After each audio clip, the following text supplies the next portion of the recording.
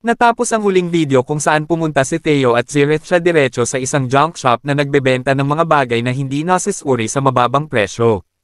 Habang nagtataka siya kung anong uri ng kakayahan ang ipapakita niya dito, biglang sumigaw si Theo sa tindero na bigyan siya ng diskwento.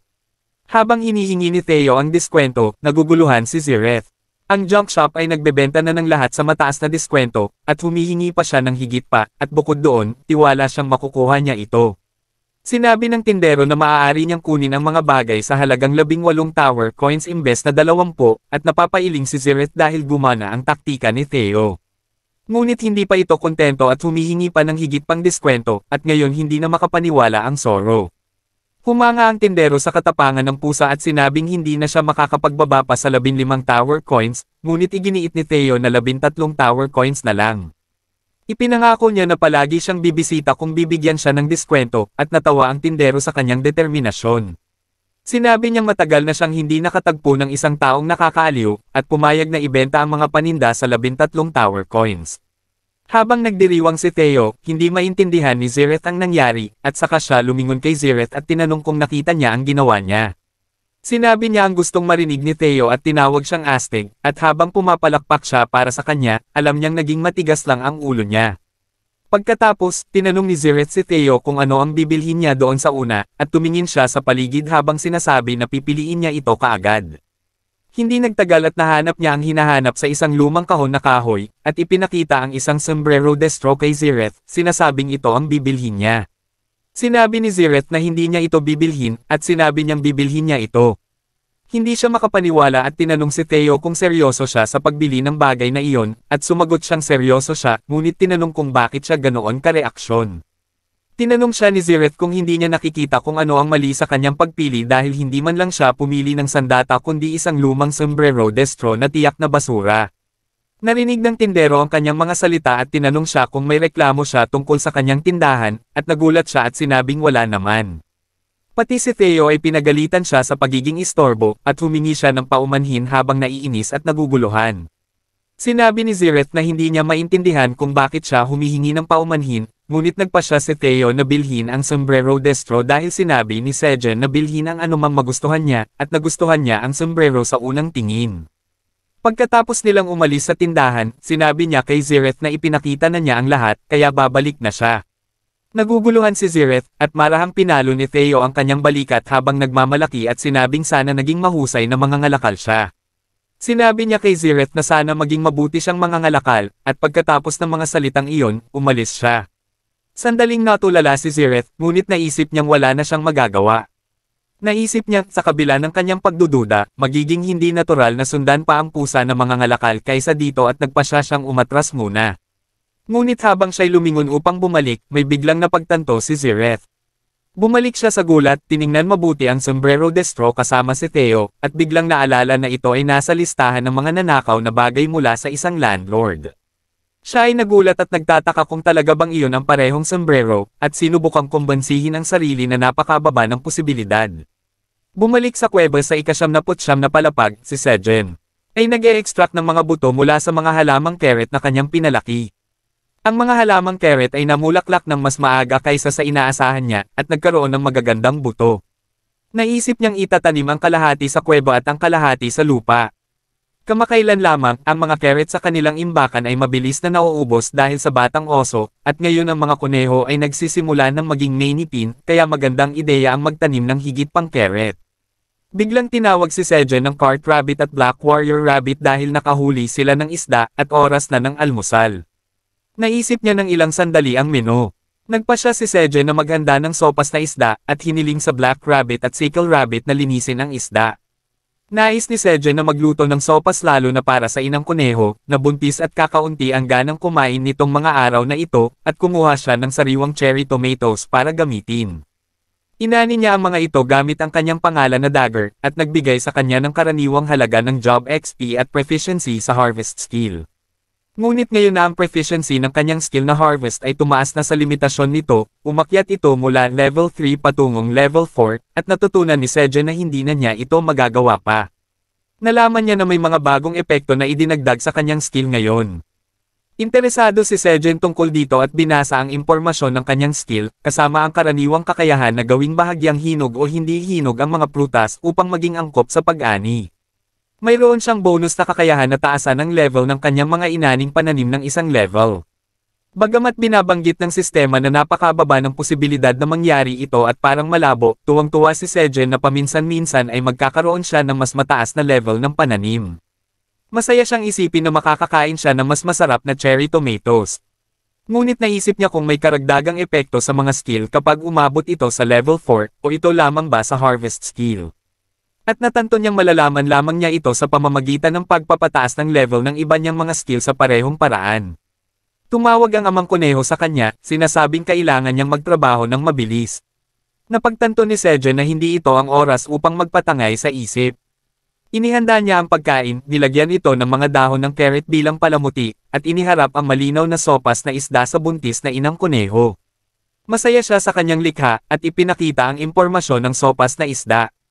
Ito ay isang malinaw na sopas na puno ng pagmamahal at pag-aalaga ni Sejen para sa inang kuneho, at ginawa sa pamamagitan ng pagluluto ng isda, carrot, at berdeng sibuyas ng matagal. Sinabi ni Sejen sa inang kuneho na dapat siyang kumain kahit wala siyang ganang kumain dahil mahalaga na alagaan niya ang kanyang kalusugan habang siya ay buntis at inaasahan ang mga anak.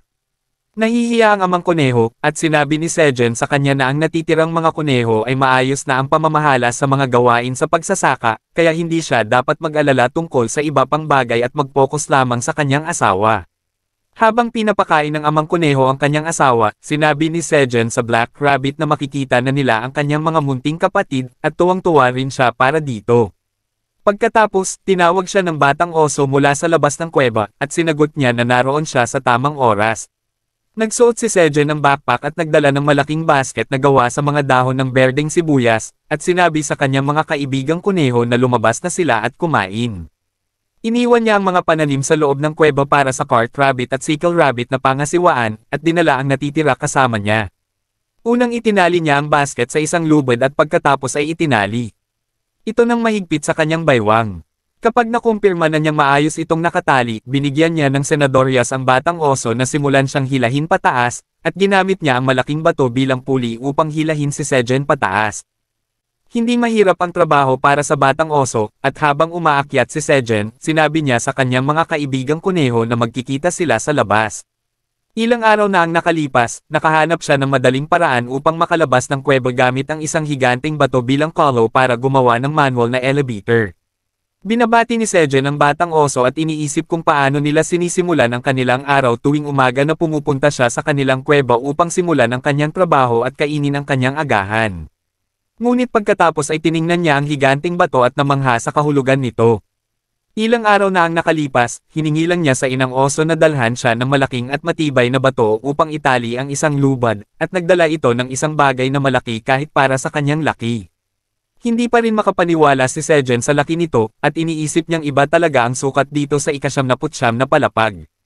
Ngunit dahil dito, nagawa niyang umakyat ng komportable palabas ng kuweba. Pagkatapos, pinapalakpak ni Sejen ang batang oso na lumaki na upang tawaging bata pa, at sinabing mahusay ang ginawa niya ngayon, at tila lumalaki siya at lumalakas araw-araw. Masaya rin ang oso, at sinabi ni Sejen na sa bilis ng paghila sa kanya kanina, mukhang gusto talaga niyang makita siya agad. Ngunit habang nagsisimulang sumengot at mga liski sa basket ng agahan ng oso, napagtanto ni Sejen na gusto lang nitong makain agad ang agahan. Binigyan niya ang oso ng gusto nito at ipinakita na nagdala siya ng maraming inihaw na kamote para sa kanya. Sinabi niya na palaging kinakain ng oso ang mga ito ng hilaw, kaya gusto niyang subukan nito ang inihaw na mga ito. Nag-iwan si Sejen ng ilang kamote na niluto niya kagabi, at nagtampo pa ang tagapamahala tungkol doon. Ngunit hindi man lang siya pinapakinggan ng oso dahil sa sarap ng kamote na kinain nito ng mabilis. Namangha ito at nagsimulang kainin agad, kasama na ang dahon ng sibuyas sa labas nito. Sinabi ni Sejen na magdahan-dahan, ngunit sa oras na iyon, isa na lang kamote ang natira. Nagkaroon ng ideya ang batang oso, at tumakbo ito na may kamote sa bibig at nagsimulang maghukay. Tinanong ni Sejen kung ano ang ginagawa nito, at ipinakita ng oso ng buong pagmamalaki ang inihaw na kamote na itinanim nito sa lupa. Habang tinatakpan ito ng lupa at pinapalakpak, tinanong ni Sejen kung plano ba nitong kainin ang kamote. At buong pagmamalaking sinabi ng oso na tama iyon dahil natutunan na nito ang konsepto ng pagsasaka.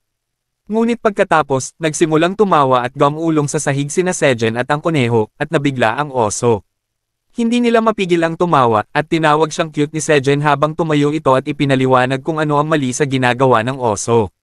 Sinabi niya na hindi tatubo ang kamote kahit itanim ito sa lupa dahil hindi gumagana ang konsepto ng pagsasaka sa nilutong pagkain. Nagulat at nabigla ang oso, at sinabi ni Sejen na kung gustong-gusto nito, gagawin niya ulit para sa kanya. Ngunit pagkatapos, pinunasan niya ang mga luha na lumabas habang tumatawa at sinabi na matagal na siyang hindi tumatawa ng ganito kasaya dahil sa kanya. Ngunit tila hindi pa tapos ang kalokohan ng batang oso, at habang naririnig ni Sejen ang isang tunog ng pagpisil, lumingon siya at natakot nang makita ang isda na nakatanim sa lupa. Itanim ng batang oso ang mga isda na dinala para sa kanyang agahan sa lupa, at sina Sejen at ang kanyang mga kaibigang kuneho ay nagulat at natigilan. Sinabi niya na kailangan nilang bigyan ang oso ng karagdagang mga klase tungkol sa pagsasaka at mukhang.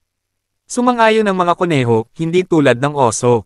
Sinong nagugutom dahil inilagay niya lahat ng kanyang pagkain sa lupa, ngunit sa ilalim nila, sa bubong ng kuweba, may nangyayari sa loob ng bahay pukyutan na naging isang buong kastilyo na nakabaligtad.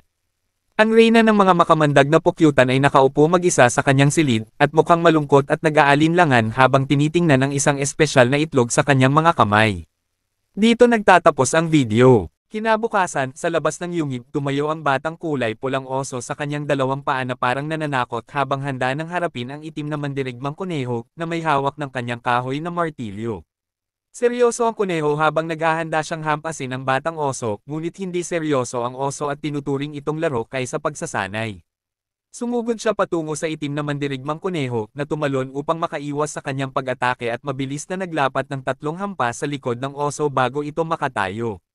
Nasiyahan ang kuneho sa resulta at nag-relax ng kaunti kung saan sinunggaban siya ng oso gamit ang kanyang paa. Ngunit ang ginawa lang ng oso ay yakapin ang itim na mandirigmang kuneho habang dinidilaan ito. Tumawa silang dalawa at sinubukan ng itim na kuneho na makawala sa pagkakayakap ng kanyang malaking kaibigan. Bumalik sila sa kanilang paglalaro, at si Sejen ay nakatingin sa kanila habang nagpapahinga at iniisip kung sila ba ay nag-eensayo o naglalaro lamang. Dumating ang matabang kariton na kuneho dala ang tomato at honey juice sa mga tasa ng carrot, at kinuha ni Sejen ang isang tasa, nagpapasalamat sa kariton na kuneho para sa kanyang tulong. Handa na ngayon si Sejen na lumaban, ngunit hindi talaga handa si Sejen na lumaban dahil nauuhaw lang siya. Binalik ng kuneho ang pagbati niya, at habang iniinom ni Sejen ang unang higop, napansin niya ang mga lason na bubuyog na lumalabas mula sa kanilang pugad. Akala niya ay papunta na ang mga bubuyog sa kanilang araw-araw na patrol, at habang sinasabi niya sa kanila na mag-ingat, nagulat siya nang makita niya ang reyna ng bubuyog na lumabas din. Mukhang seryoso ito habang may dala itong maliit, bilog na bagay na balot sa dahon ng sibuyas at lumipad diretso kay Sejen. Ipinahayag niya ang kanyang pagkalito sa nakikitang abala. May sinabi ang bubuyog at mahinahon at magalang na inilagay ang maliit na bilog na bagay sa mga palad ni Sejen, at tinanong niya kung ano iyon. Iniling ng reyna ng bubuyog ang kanyang ulo habang nagsisimula itong lumipad palayo, at ganoon din ang iba pang mga bubuyog na kasama niya. Lumipad palayo ang reyna ng bubuyog pabalik sa yungib nang hindi lumilingon, at nang pumasok ito sa yungib, nagpa siya si Sejen na tingnan kung ano ang bagay na ibinigay sa kanya. Sinimulan niyang buksan ang bilog na bagay at nagulat siya sa kanyang nakita sa loob. Mayroong laso na uod ng bubuyog, at hindi ito ordinaryong uod kundi uod ng reyna ng bubuyog. Aksidenteng nakain ng uod ang royal jelly, at nang naging uod ito, nakatakdang maging reyna ng bubuyog at hindi lamang karaniwang manggagawa. May 10 araw na natitira bago mapisa ang uod, at ang reyna ng bubuyog na lalabas mula dito ay kikilalanin ang unang target na makikita niya bilang kanyang amo. Labis na humanga si Sejen habang naiintindihan niya kung ano ang hawak niya sa kanyang kamay. Naiisip niya na hindi pa matagal na ang bubuyog na kilala niya ay naging reyna, kaya't hindi pa malakas ang kapangyarihan ng kanyang pugad. Nakikinig din ng mabuti ang kanyang dalawang kaibigang kuneho habang sinasabi niya ang mga detalye. Alam ni Sejen na kung ang bagong reyna ay ipinanganak sa isang pugad na hindi pa handang hatiin, ibig sabihin ay mahahati ang mahina ng lakas ng pugad, at napagtanto niya na ibinigay ng reyna ng bubuyog ang uod para sa kadahilanang iyon. Iniisip ni Sejen na mahalaga ang uod na ito sa reyna ng bubuyog, at bigla siyang tumayo, na ikinagulat ng kuneho na nasa kanyang balikat at nahulog sa lupa. Nagsigaw si Sejen sa tuwa, iniisip na ito ay isang magandang pagkakataon para sa kanya. Nagpasya siyang magsikap upang ang uod ay maging isang kahangahangang reyna ng lason na bubuyog at pinasiglan niya ang magiging reyna sa loob ng uod. Sinabi niya sa bubuyog na inaabangan niya ang araw ng kanilang unang pagkikita. Samantala, si Theo ay kaka-rating lang mula sa kanyang paglalakbay sa pagbebenta sa mga mas mababang palapag patungo sa ika-79 na palapag. Habang tumatawa at kumakanta pabalik sa yungib sa pamamagitan ng kagubatan, ipinagdiriwang niya na malapit na siyang bumalik at malapit na rin siyang makuha ang kanyang gantimpala. Masaya at nawawala sa mga pangarap si Theo habang sinasabi niya ngayon ay luluhod na si Sejen sa harap niya at siya ay magtatamasa ng kapangyarihan bilang CEO. Ngunit ang kanyang masasayang pangarap ay naputol nang makita niya ang batang kulay pulang oso sa labas ng yungib. Nagulat siya nang matanto niyang ito ang kinatatakutang higanting kulay pulang oso at sinigawan ng bata, tinatanong kung sino siya at ano ang ginagawa niya sa harap ng yungib. Luminga ang nalilitong batang oso upang tingnan kung sino ang sumisigaw, at may hawak na bag ni Sejen sa kanyang bibig na lalong ikinagulat ni Theo. Sumigaw siya na bag iyon ni Sejen at nagtaka kung bakit iyon nasa labas ng yungib habang ang nalilitong oso ay walang kamalay-malay. Biglang natakot si Theo at tinanong ang bata kung pinatay niya si Sejen. Nawalan siya ng pag-asa, lumuhod, at sinumpa ang lahat, at isinumpa ang sarili. Sinabi niyang lagit-laging tama ang kanyang mga malas na iniisip, at sana'y mali siya sa pagkakataong ito.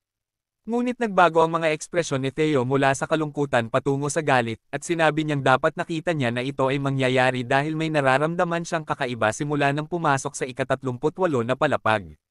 Habang inilalabas ang kanyang mga kuko, sinabi ng mga ngalakal na pusa na naramdaman niyang gusto niyang tumakbo agad, at ngayon alam niya kung bakit. Ngunit sumigaw siya sa oso na hindi pa niya nagamit ang lahat ng kanyang oras bilang mga ngalakal na pusa, may luha sa kanyang mga mata. Nabubulagan ng galit, tumalon si Theo sa batang oso upang maghayganti dahil nawala ang pribilehiyong umupo sa kondongan ni Sejen, at nagulat ang batang oso sa nangyayari. Ngunit habang papalapit na si Theo sa batang oso, nagsimulang lumabas si Sejen mula sa yungib, at labis siyang nagulat nang makita ang kanyang mga ngalakal na pusa. Ganoon din ang pagkamangha ni Theo, at naglanding siya ng malumanay pagkatapos na hindi pansinin ang batang oso, tapos mabilis na tumakbo patungo kay Sejen, tumalon sa kanyang mukha habang sinusubukan niyang lumabas ng yungib. At bahagya niyang nahawakan ang lubad. Ang mga ngalakal na pusa ay nasa buong mode ng takot habang tinitingnan ang mukha ng tao, tinatanong kung ayos lang siya o kung kinagat ba siya ng batang oso.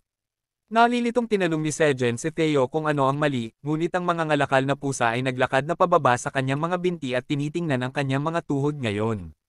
Tinanong ni Theo si Sejen kung ayos lang ang kanyang mga tuhod, at pagkatapos tinanong kung paano siya nakalabas ng yungib, at sinabi ni Sejen na huminto sa paggalaw dahil baka siya mahulog. Ngunit hindi pa tapos si Theo sa kanyang mga tanong, at tinanong si Sejen kung ano ang kaibahan ng higanteng batang kulay pulang oso. Napagod na si Sejen sa mga tanong ng pusa, at sinabi niyang itanong ang mga iyon ng isa-isa. Lumabas na siya ng yungib at ipinaliwanag ang lahat sa kanyang mga ngalakal na pusa. Ipinakilala niya ang batang kulay pulang oso sa mga ngalakal na pusa at sinabi na nagsimula ang kanilang relasyon nang mahulog ang batang oso sa yungib, at agad silang naging magkaibigan. Ngayon, may kasunduan siya sa ina ng oso, kung saan pinuprotektahan niya ang mga nakapaligid na lugar para sa kanya, at bilang kapalit, binibigyan niya ang batang oso ng pagkain at pulot. Mahirap pa ring paniwalaan ni Theo, at kahit ang kanyang mga kaibigang kuneho ay sinabi sa kanya na nagsasabi ng totoo si Sejen. Pero ngayon ay medyo nakahinga na ng maluwag ang negosyanteng pusa matapos marinig ang buong kwento. At sinabi niya kay Sejen na natatakot siya na baka kinain siya ng higanting pulang oso. Naiintindihan din ni Sejen ang kanyang pagdududa dahil kahit ang anak ng oso ay sapat na laki upang patayin at kainin ng isang tao.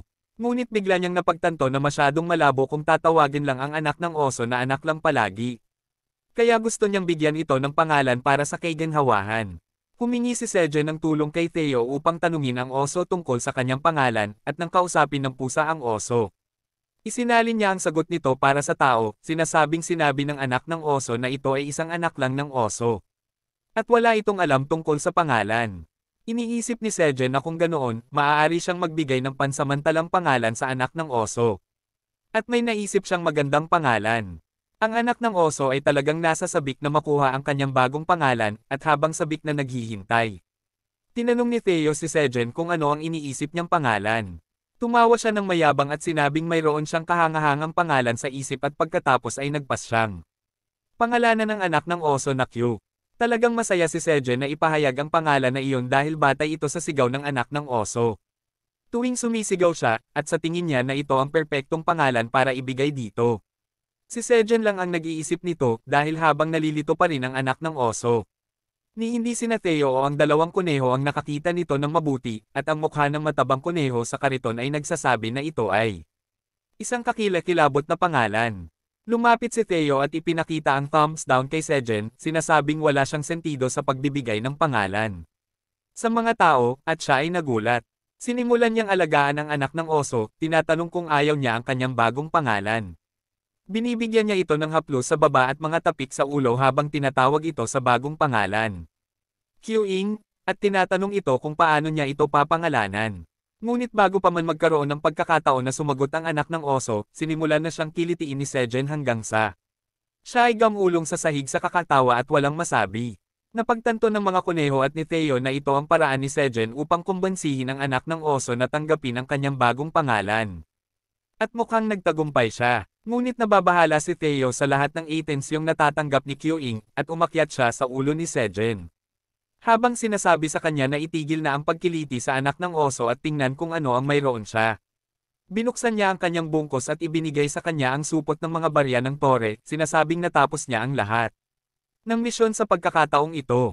Natutuwa si Sejen na malaman iyon, at pagkatapos ay tinanong siya ni Theo kung gaano katagal siya magiging negosyanteng pusa para sa mga resultang ito.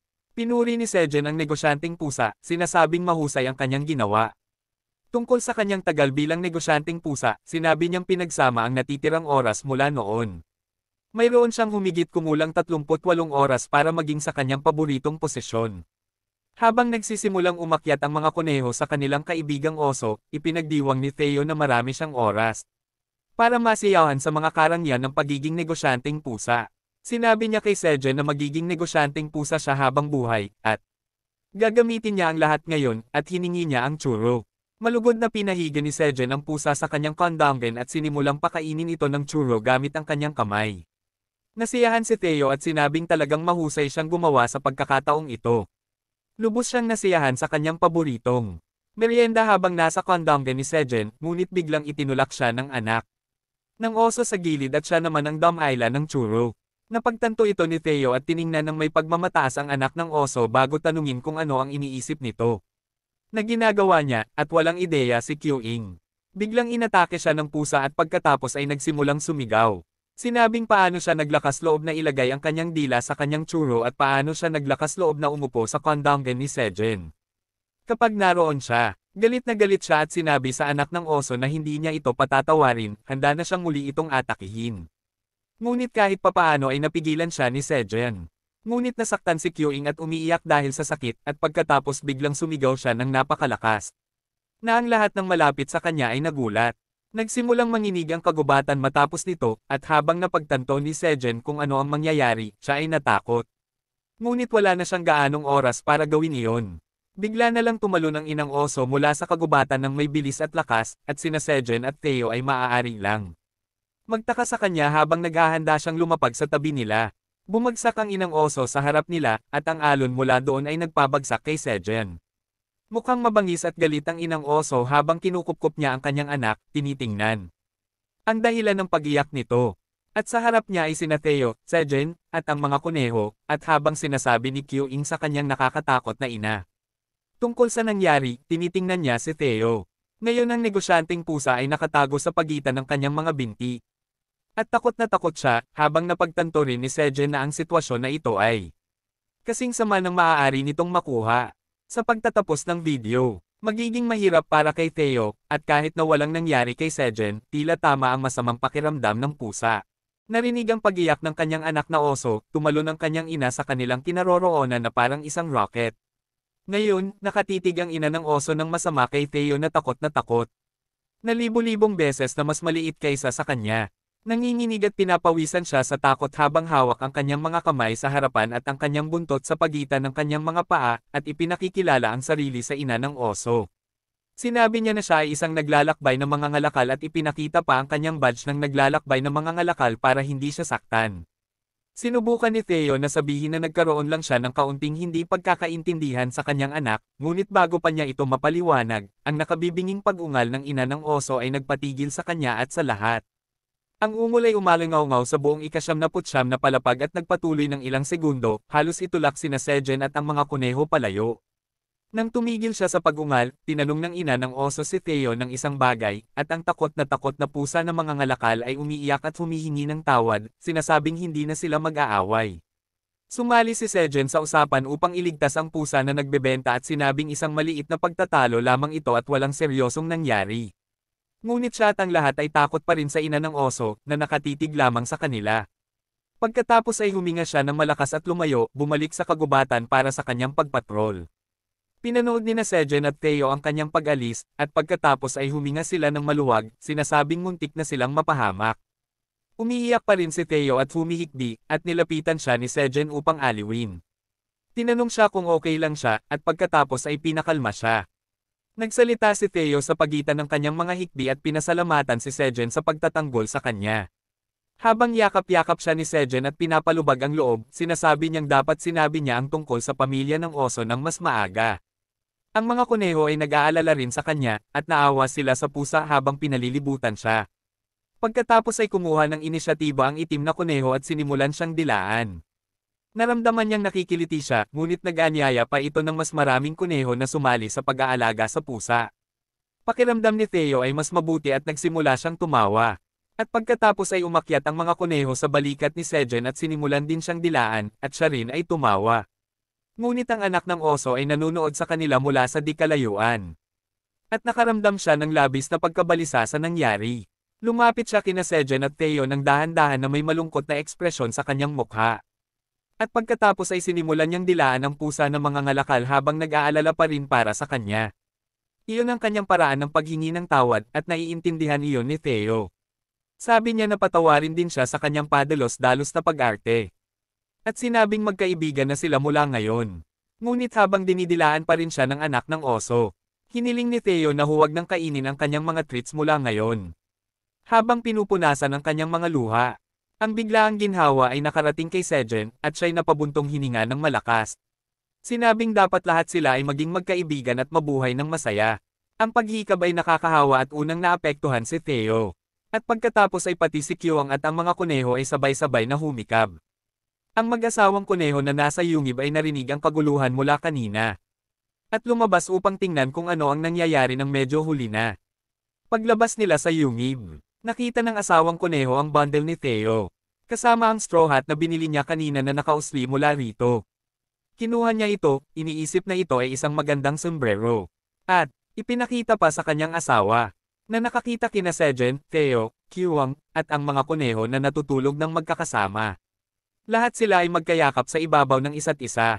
At nagkaroon ng ideya ang mag-asawang kuneho. Kinuha nila ang straw hat. At inilagay ito ng dahan-dahan sa mukha ni Sejen upang protektahan siya mula sa sikat ng araw. At siya ay natulog ng payapa. Ngunit isang bahagyang ngiti ang kumalat sa kanyang mukha. Nang mapagtanto niya ang ginawa ng kanyang mga kaibigang kuneho. Ngunit sa ibang lugar. Iyon ay, sa ibang dimensyon mula sa tore at mula sa totoong mundo. Isa pang serye ng mga pangyayari ang nagaganap. Sa isang kosmikong kaharian, isang grupo ng mga itim na dragon ang nagtipon sa isang lumulutang na gusali. Pinaliligiran ng isang maliwanag na asul na liwanag. Habang lahat sila ay nakatayo ng matyaga sa paligid ng asul na liwanag. Isang dragon na nasa anyong tao ang sinusubukang gamitin ang kanyang mahika. Sa isang malaking batong mahika, ibinuhos niya ang lahat ng kanyang kapangyarihan sa bato. Nagpapalabas ng asul na kidlat sa lahat ng dako. Ngunit kahit gaano karaming kapangyarihan ang gamitin ng lalaking may katangiang parang dragon, hindi niya makuha ang nais na resulta. Siya ay nabigla at na-frustrate sa resulta. Dahil sinusubukan niyang magbukas ng portal patungo sa tore. Ngunit nabibigo siya sa bawat oras. Isang iba pang dragon na nasa anyong tao, na nagngangalang Anton Fritoni, ang nagtanong sa matandang dragon na kumalma. Ngunit ang mas matandang dragon, na ang pangalan ay Kaiser Fritoni, ay hindi kumalma at sa halip ay lalong nagalit nang marinig ang kanyang mga salita. Sumigaw siya, sinabing paano siya makakakalma sa sitwasyong ito, kapag hindi na niya makita si Alien. Nag-aalala siya tungkol kay Alien. Sinabing 10 taon at ilang araw na, mula noong huling seizure na kanyang naranasan. Sa wakas ay nakuha na ni Kaiser ang gamot para sa kanyang kondisyon. At ngayon ang portal patungo sa tore ay hindi bumubukas para sa ilang dahilan. Sa ibabaw ng lahat, ang emergency system ng tore ay hindi rin tumutugon. Kaya walang paraan para sila'y makatawid. Ngayon, sila ay naipit sa dimensyong ito. Nang hindi nalalaman kung ano ang nangyayari sa tore. Si Anton ay mas kalmado at positibo. Kumpara kay Kaiser. At napagpasyahan niyang dahil hindi nag-activate ang emergency system ng tore. Ito ay patunay na si Alien ay hindi pa nagkaroon ng seizure. At mayroon pa silang oras upang makarating sa kanya. Sinabi niya kay Kaiser na siya at ang ibang mga itim na dragon ay nauunawaan ang kanyang damdamin. Dahil lahat sila ay mga Fritoni. Lahat sila ay narito, dahil nag-aalala sila kay Alien. At sila rin ay balisa. Sinabi niya na ang cabin ng tagapamahala ng tore ay nasa gitna ng lahat ng mana na sumusuporta sa tore, na pinamamahalaan ng mga dragon ng Fritoni. Lahat ng dragon ay nagpapalitan sa pamamahala ng tore at paggamit ng lugar sa mana flow nito upang lumakas. At bawat dragon ay nagbigay daan sa paggamit ng ganitong lugar para kay Alien na may sakit, upang siya ay gumaling sa pamamagitan ng pagiging sa mana flow. Dagdag pa ni Anton na upang hanapin ang gamot para kay Alien. Ang mga dragon ay nagsapalaran ng malaking pagkawala, at nandito pa rin sila upang tulungan siyang gumaling. Ang kanyang katawan ay hindi matatag mula nang ito ay nasira ng kanyang puso ng dragon. At nais nilang siya'y gumaling. Sinabi ni Anton na lahat ng dragon dito ay pareho ang nararamdaman para kay Alien. Ngunit hindi pa rin kontento si Kaiser. Sinabi niyang sila ay walang magawa pa rin. Kahit na may ganitong kalakas na damdamin para sa dalaga. Ngunit sumagot si Anton na naiintindihan niya ang ibig niyang sabihin. Tinawag siyang ama, at sinabing ito ang dahilan kung bakit siya kalmado. Si Alien ay kanyang anak. At kahit siya'y nag-aalala para sa kanya, sinabi ni Anton na naniniwala siya sa kanya ng higit sa sinuman. Sigurado siyang ang kanyang anak ay lumalaban sa seizure ng maayos sa sarili. Si Kaiser ay sa wakas napakalma ng kanyang masidhing mga salita at nagdesisyon na huwag magmadali. Sinabi niya sa iba pang mga itim na dragon ng pamilya Fritoni na kailangan nilang maghintay hanggang magbukas ang tore, at sila'y tumango at tinanggap ang kanyang utos. Lumipad sila papunta sa mga malapit na lugar upang magpahinga at maghintay, iniwan ng mag-ama sa gusali. Sinabi ni Anton na lumipas na ang petsa ng inaasahang seizure, at siya'y optimistiko habang nag-aalala. Tinanong niya ang kanyang ama kung may pagkakataon bang may magandang nangyari sa Dragon Heart ni Aileen sa tore, at umaasa lamang si Kaiser na totoo ito. Ngunit habang bumabalik siya sa Magic Stone, muling nag-aalala siya tungkol sa kanyang apo at umaasa na sana'y kumakain ito ng maayos. At siya nga ay kumakain ng maayos. Ang itim na dragon, si Aileen Fritoni, ay ang mas ibang tagapamahala ng tore, at tinatamasa niya ang masarap na lasa ng magical cherry tomatoes na natanggap niya mula kay Sejan. Siya ay nagpapahinga sa isang beanbag habang nagbabasa ng libro at kumakain ng cherry tomatoes na parang popcorn. Iniisip niya na dahil tumaas ang rango ng cherry tomatoes mula E hanggang D, lumakas ang kanilang lasa.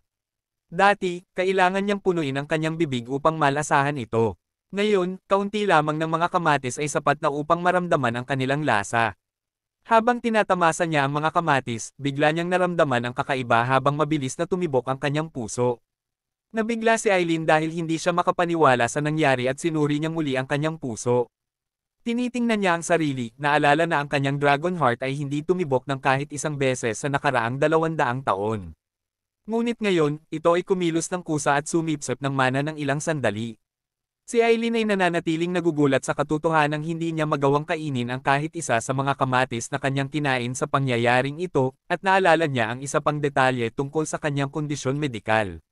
Siya ay madaling magkaroon ng mga seizure, at halos panahon na para mangyari muli ito. Nag-isip si Aileen ng ilang sandali at napagtanto na ito ay marahil dahil sa magical cherry tomatoes. Kinuha niya ang isang kamatis at sinimulang basahin muli ang impormasyon nito, sinasabing ito ay pananim ng mga tao na maaaring bahagyang magdagdag ng mana.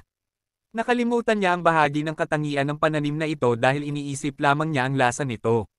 Sinabi ni Aileen na akala niya ay masarap lamang ito, ngunit mayroon din itong kakayahang pagalingin ang isang Dragon Heart. Nagsimula siyang tumawa at humajijek sa sarili, at pagkatapos ay malakas na idineklara na ang dakilang itim na dragon na si Aileen Fritoni, na 200 taong gulang, ay sa wakas nakatagpo ng isang bagay na nais niyang protektahan. Iniisip niya na dahil muling tumibok ang kanyang Dragon Heart, kahit sandali lamang, siya ay masaya at iniisip na may kinalaman dito ang Tower Farmer na si Park Sejan, at siya ay determinadong protektahan siya mula ngayon. Tumawa si Aileen ng mayabang sa sarili, sinasabing dapat medama ni Sejen na pinarangalan siya na pinili siyang protektahan ng isang tulad niya. Ginamit niya ang kanyang magic crystal upang tingnan siya, at nakita niya itong natutulog. Ngunit habang tinitingnan siya kasama ng isa pang hindi kilalang item na nakuha niya habang hindi siya nakatingin, ngumiti siya ng malapad, sinasabing siya ay talagang hindi mapipigilan, at muling tumawa sa sarili. Ngunit si Sejen ay nagkaroon lamang ng kaunting kati sa kanyang ilong bilang tanda na ang tagapamahala ng tore ay iniisip siya at nagdesisyon na protektahan siya mula ngayon. Sa nakaraang video pinapanood ni Aileen si Sejen gamit ang kanyang mahiwagang kristal at nakikita niya ito na may suot na sombrero na hindi pa nasasuri at nais niyang gawin ang isang mabuting bagay para sa kanya. Bumungad ang isang grupo ng mga mensahe mula sa sistema sa harapan ni Sejen kung saan hinihingi ng tagapangasiwa ng tore na si Aileen ang sombrero. Ngunit kalahating tulog pa si Sejen, at masyadong malapit ang mga mensahe para mabasa niya ng maayos. Nang mapagtanto ni Sejen na may mensahe sa harapan niya, sumigaw siya sa tagapangasiwa na masyadong malapit ito. Ngunit hindi iyon ang dahilan kung bakit siya inis. Hindi masaya si Sejen na magising dahil nananaginip siya tungkol sa Raid Shadow Legends, ang paborito niyang laro noong nasa lupa pa siya. Inilayo ng tagapangasiwa ang bintana ng mensahe bago tanungin si Sejen kung hindi niya pa ba nasabi na ang paggamit ng mga hindi nasusuring gamit ay maaaring maglagay sa kanya sa panganib. Lubhang nagulat siya at tinanong ang tagapangasiwa kung ano ang ibig sabihin ng hindi nasusuring gamit, at pagkatapos ay naramdaman niya ang sombrero sa kanyang ulo. Nagulat si Sejen na makita ang sombrero at nagtataka kung paano ito napunta sa kanyang ulo. Ipinakita ng asawang kuneho ang bungkos ni Theo upang sabihin sa kanya na kinuha niya ito at inilagay sa kanyang ulo. Napagtanto ni Sejen na ito ang item na binili ni Theo para sa kanya sa pagkakataong ito, at sinubukan niyang gisingin ang pusa upang kumpirmahin ito. Ngunit ayaw pang gumising ni Theo at nakiusap na hayaang matulog pa. Pinaunlakan ni Sejen ang kanyang kahilingan at maingat na inilatag siya sa likod ng batang pulang oso. Salamat sa panunood. Pagkatapos, nagpasya siyang tingnan kung ano ang makikita sa bintana ng impormasyon ng sombrero. Nalaman ni Sejen na tinatawag itong Farmer's Straw Hat, isang grade D na piraso ng kagamitan na maaari lamang gamitin ng mga taong nasa itaas ng level 20 at may parehong lakas at tibay na higit sa 20. Habang ang ilang impormasyon ay nakatago at nakasaad bilang mga tandang pananong lamang, ang kasanayang proteksyon ng inang kalikasan ay ipinapakita sa bintana ng impormasyon. Sa level 1, nag-aalok ito ng mahina na proteksyon ng inang kalikasan sa lahat ng pag-aaring sakahan, at ang pag-recover ng katalinuhan ay mas mabilis. Namangha si Sejen sa pagkatuto tungkol sa kasanayang proteksyon ng inang kalikasan, na walang limitasyon sa laki ng sakahan. Maganda ang mga benepisyo, ngunit ang problema ay ang limitasyon sa antas, na hindi pa natutugunan ni Sejen. Sinabi ng tagapangasiwa ng tore na ipa-appraise muna ang sombrero, at humiling si Sejen ng quest. Lumilikha siya ng bagong quest, hinihiling na ipadala sa kanya ang hindi nasusuring sombrero, at agad itong natapos ni Sejen. Sa kanyang cabin, tinanggap ni Aileen ang sombrero at ngumiti habang nagpasya siyang ipakita ang kanyang mga kasanayan. Ginamit niya ang kanyang appraisal skill sa sombrero, at habang kumikislap ito, napagtanto ni Aileen na hindi sapat ang sombrero, at napagtanto niyang espesyal ang item na ito. Nagpadala siya ng mensahe kay Sejen, sinasabing na-appraise na niya ang item at masaya siya. Binati pa niya ito sa pagiging napakahusay ng item. Nagulat si Sejen sa pagbati, at nagpadala si Aileen ng isa pang quest. Sa pagkakataong ito, nais niyang mangako si Sejen na mag-aalok siya ng mga pananim na puno ng enerhiya ng asul na buwan sa susunod na asul na buwan. Ang gantimpala sa pagtupad sa quest na ito ay ang na-appraise na sombrero, at kung tatanggihan, hindi niya ito ibabalik. Habang binabasa ni Sejen ang mensahe, napagtanto niyang malapit na ang susunod na gabi ng asul na buwan. Iniisip niya na ngayong lumaki na ang kanyang bukid, maaari na siyang magbigay ng ilan sa kanyang mga espesyal na pananim sa tagapangasiwa, kaya nangako siyang magbibigay.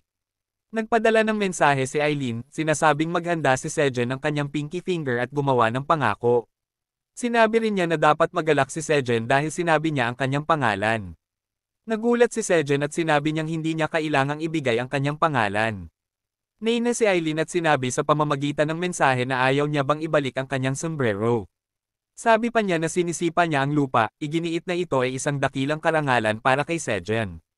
Pumayag si Sejen upang patahimikin ang kanyang tantrum, at tinawag niya itong Aileen, sinasabing isang karangalan na malaman ang kanyang pangalan.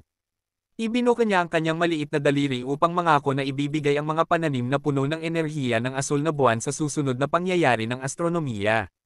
Sumagot si Aileen na ito ang kanyang unang pangako sa kanya, at naguluhan si Sejan. Sa loob ng kanyang cabin, tinitingnan siya ni Aileen sa pamamagitan ng kristal na bola, at iniangat din niya ang kanyang maliit na daliri upang makagawa ng kanilang unang pangako. Natapos ang quest, at natanggap ni Sejan ang kanyang gantimpala, na isang artifact na tinatawag na Straw Hat ni Saint Patrick ng lupa. Nagulat si Sejan sa pagtanggap ng sombrero, na kumikislap na ngayon, at nagtataka kung ano ang isang artifact. At ngayon, ang mga may trabaho na kaugnay sa pagsasaka ay magagamit na ito. Ang tagagawa nito ay si Saint Patrick mismo, at ang kasanayan na ipinakita noon ay nananatiling hindi nagbago.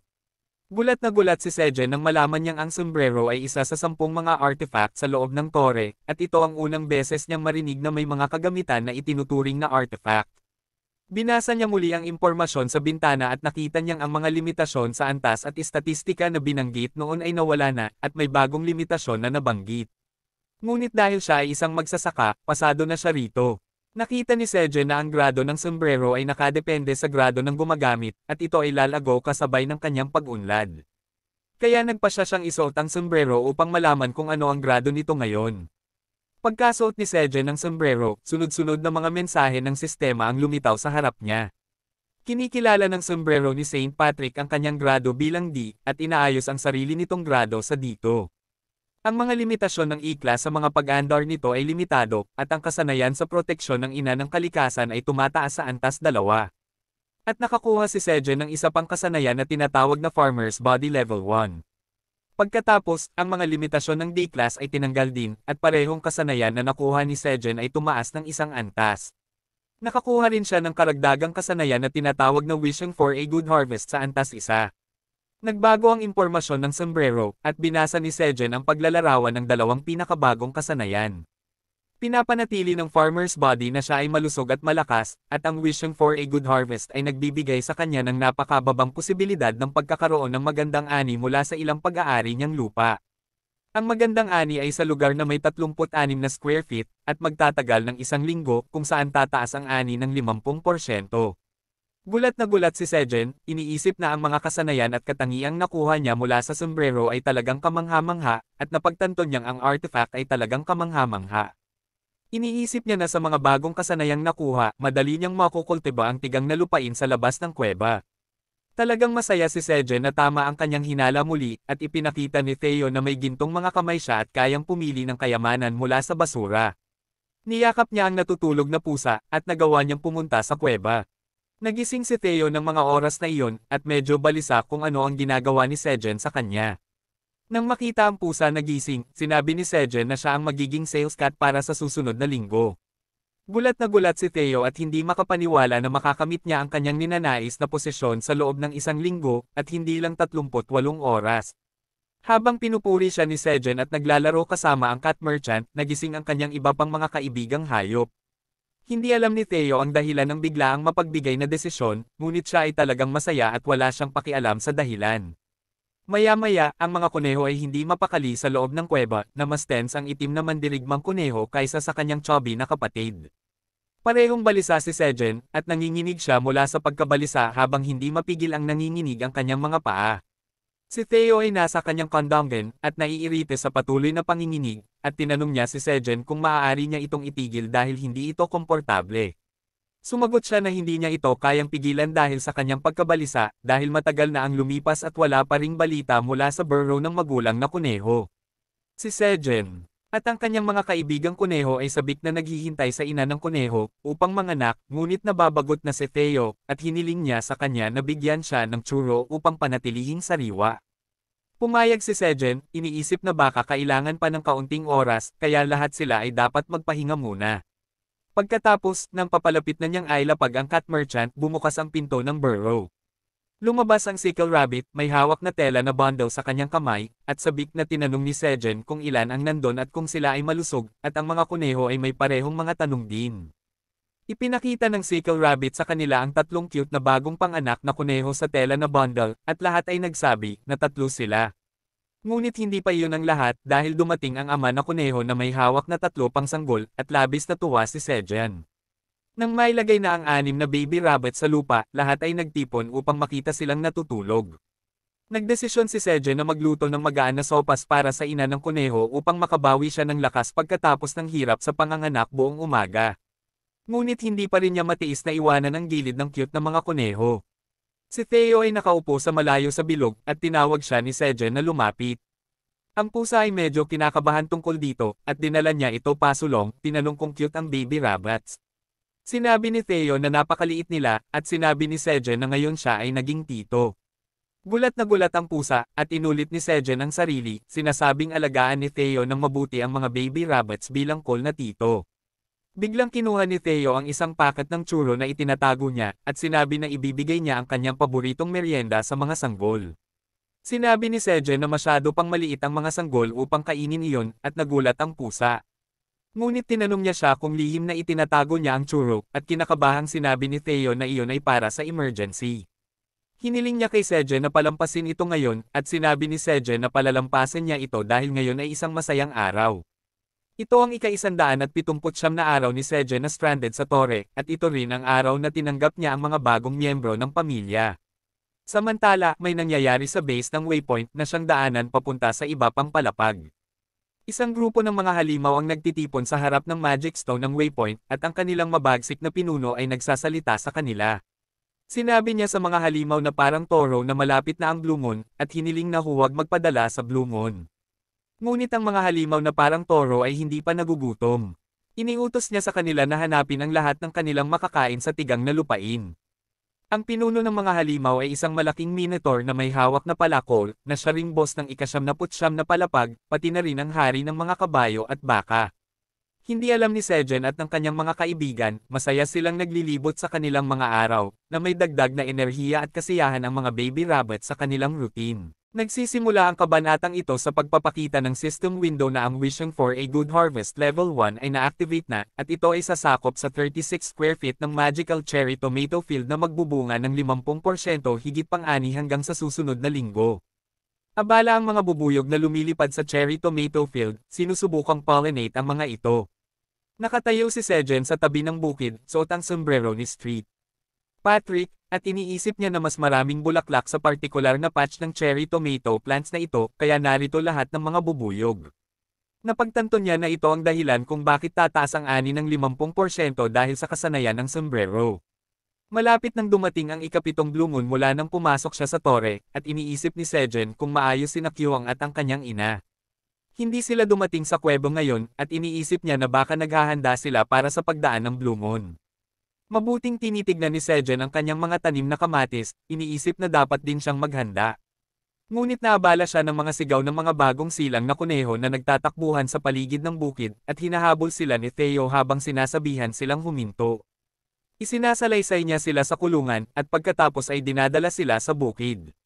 Iniiwasan niya ang mga curious na kuneho sa anumang madumi at mapanganib, kasama na ang malinis na buto ng isda at apoy. Pumipili siya ng 2 sa kanila at pinagsasama ang iba, sinasabihan silang mapanganib ang lahat, kaya dapat silang manatili malapit sa kanilang tito.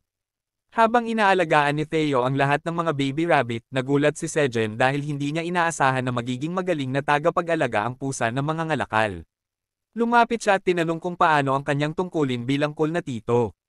Malinaw na pagod si Theo at sinabi iyon kay Sejen. Ngunit idinagdag din niya na ito ay kasiya siya dahil siya ay isang tito, at ikinatuwa iyon ni Sejen. Ang mag-asawang kuneho ay hindi na kailangang mag-alaga sa mga bata sa lahat ng oras, at binigyan nila ng thumbs up si Sejen. Ibinahagi rin ni Sejen ang damdaming iyon dahil naalala niya kung gaano kahirap magpalaki ng unang henerasyon ng mga kuneho.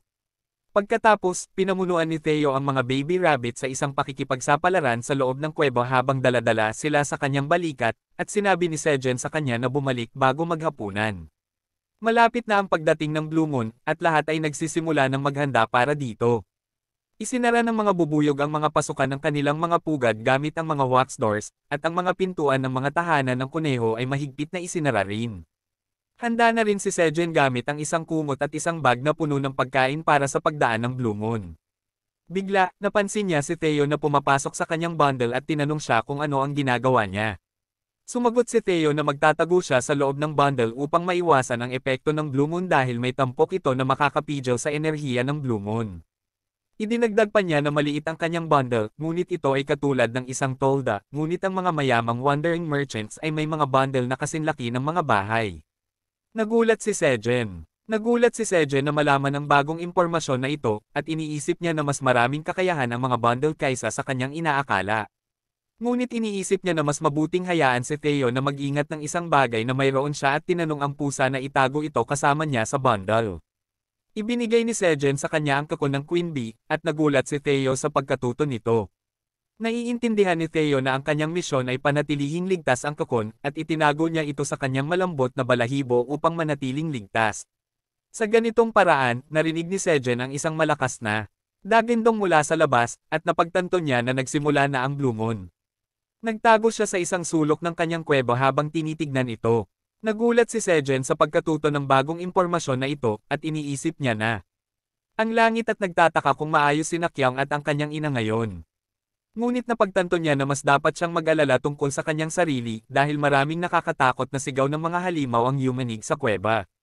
Sinubukan ni Sejen na pakalmayan ang kanyang sarili sa pamamagitan ng pagkain ng mga magical cherry tomatoes at pagtaas ng kanyang MP pansamantala, at gumamit din siya ng mga earmuff na gawa sa dahon ng sibuyas upang protektahan ang kanyang mga tainga.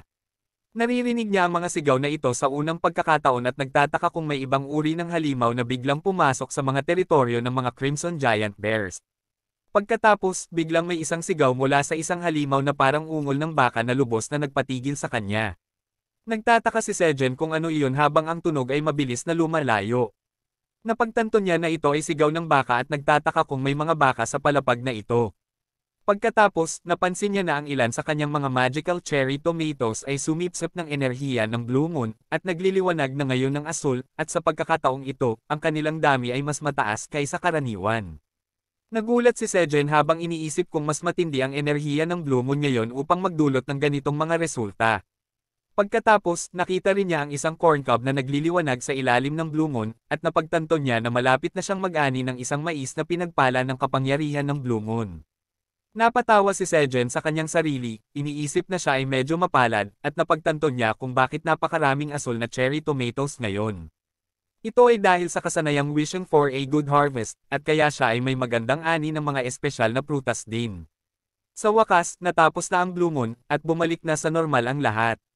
Sumilip si Theo sa labas ng kuweba at tinitignan kung may mga halimaw sa paligid, at pagkatapos ay bumalik siya at sinabi kay Sejen na wala ni isa. Masaya si Sejen, at bumalik siya sa kuweba. Masaya si Sejen, at bumalik siya sa kuweba gamit ang manual elevator. Hindi iniisip ni Theo na ito ay magandang ideya, at iminungkahi na hintayin na lang nila si Nakyon at ang kanyang ina na pumunta dito, dahil maaari pa ring mapanganib sa labas. Sumagot si Sejen na kanina, noong panahon ng Blue Moon, may isang halimaw na naglalakad sa paligid ng kuweba, at gusto lang niyang tingnan kung may ginawa ito sa bukid. Idinagdag pa niya na susuriin lang niya kung ligtas ang mga bukid, at pagkatapos ay mabilis silang babalik sa kuweba upang mag-ani ng mga asul na pananim. Naiintindihan ni Theo, at sumampa siya sa binti ni Sejen habang sinasabing sasamahan siya kahit napagod na siya, at nagpasalamat si Sejen sa kanya. Isang sorpresa ang naghihintay kina Sejen at Theo habang pumupunta sila sa lugar ng kanilang outdoor field, na lubusang hinukay at may mga bakas ng kuko sa paligid nito. Medyo inaasahan ni Sejen na masisira ang kanyang bukid dahil may mga tanim na kamote dito, at malamang na sinubukan itong kainin ng mga halimaw.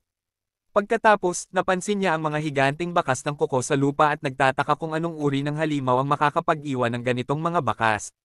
Iniisip niya na ang halimaw na naglalakad sa paligid ng kanyang kuweba ay tiyak na malaki at malakas upang mag-iwan ng ganitong mga bakas, at ito ay malinaw mula sa kung gaano kalalim ang pagkakahukay ng lupa at kung gaano kataas ang tambak ng lupa. Ngunit napansin ni Sejen ang isang bagay at mabilis na umakyat sa tuktok ng tambak ng lupa.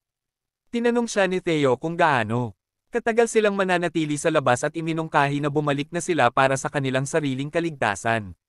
Sumagot si Sejen na may kailangan siyang tingnan, at nagsimulang hukayin ng ilang lupa mula sa tambak. Ang texture ng lupa ay malayo sa ibang lupa sa ibabaw na tuyot at walang buhay. Ito ay hindi malutong at tuyo, kundi malambot at may kaunting halumigmig. At base sa kulay nito, alam ni Sejen na ito ay mayaman sa sustansya.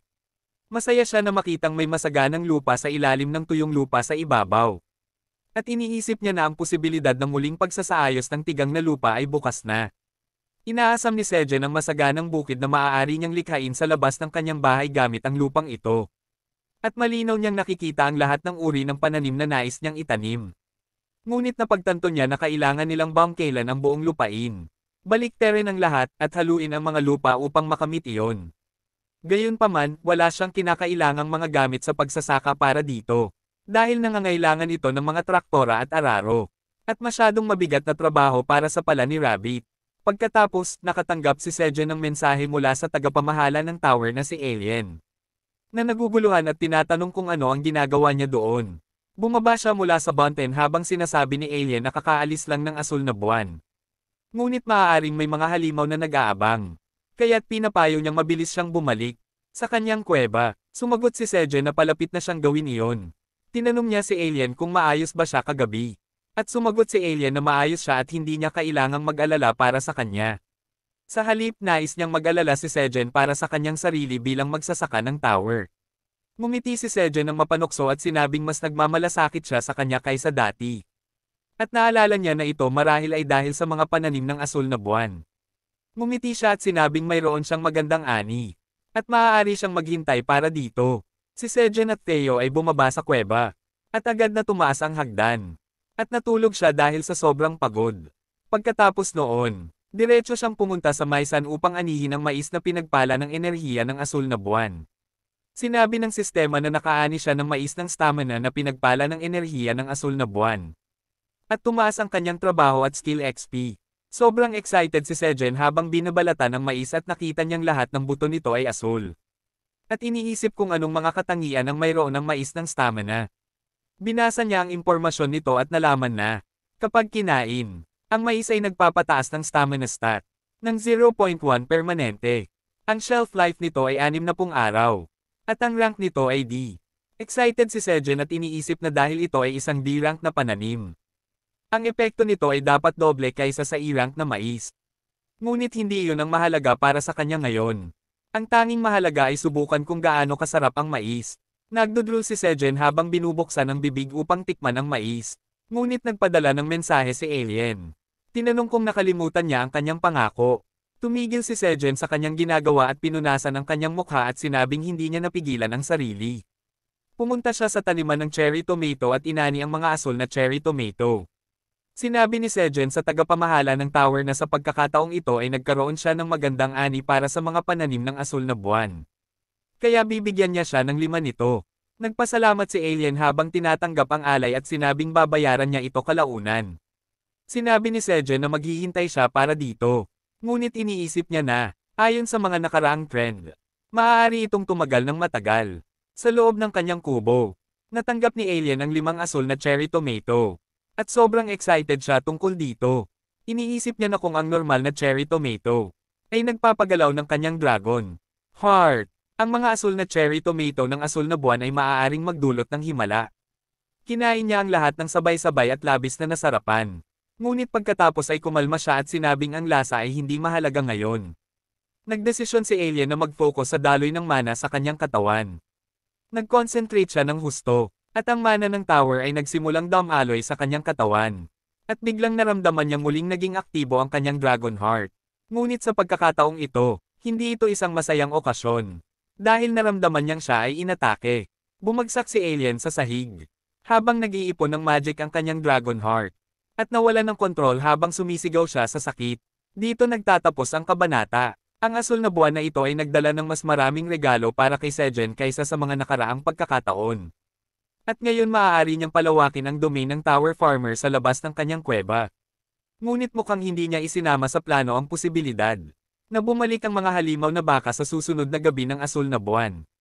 Sa kabilang banda, may nangyayari kay Alien pagkatapos kainin ang mga asul na cherry tomato. At hindi ito mukhang maganda. Malalaman lamang natin kung ano ang nangyayari sa kanya sa susunod na video. Kaya't manatiling nakatutok at tingnan ang iba pang mga video sa aming channel hanggang sa muli. Kung nagustuhan mo ang video na ito, mag-iwan ng like at comment.